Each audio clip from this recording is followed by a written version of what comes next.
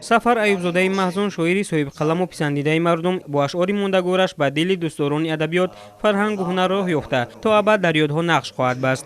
Бо зикри ин нукта дар театри давлатии академияи драмавӣ ба номи Абулқосим Лоҳутӣ маҳфили адабӣ бахшида ба ҳаёт ва фаъолияти шоир ва рӯзноманигори тоҷик Сафар аюбзодаи маҳзун шурӯъ шуд.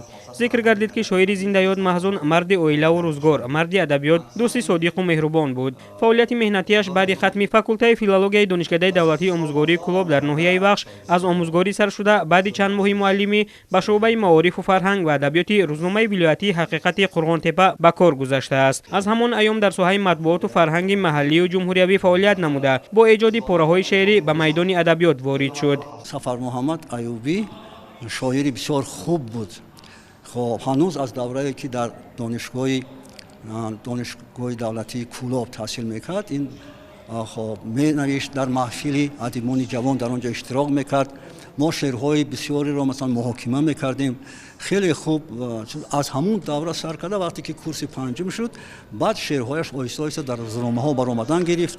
بعد در یک دوره معین در تئاتر موسیقی مسکوی ولیزاده کار کرد.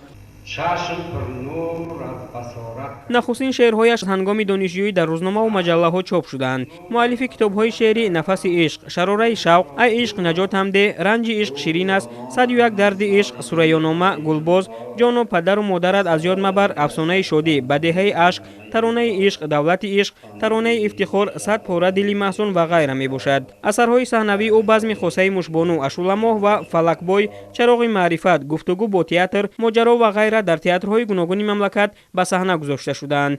оҳангсозони номӣ Шарофиддин Сайфиддинов, Хайрулло Абдуллоев, Фаттоҳ Одинаев, Амирбек Мусоев, Мирзоватан Миров, Қудратулло Ҳикматов ба матни баъзе аз ашъораш оҳанг бастанд. ҳамин буд ки дар қисмати дигари маҳфил ҳунармандон бо суруду таронаҳое ки фарогирандаи ашъори Сафар аюбзодаи маҳзун мебошанд баромад намуда хотири ҳозиринро шод гардониданд.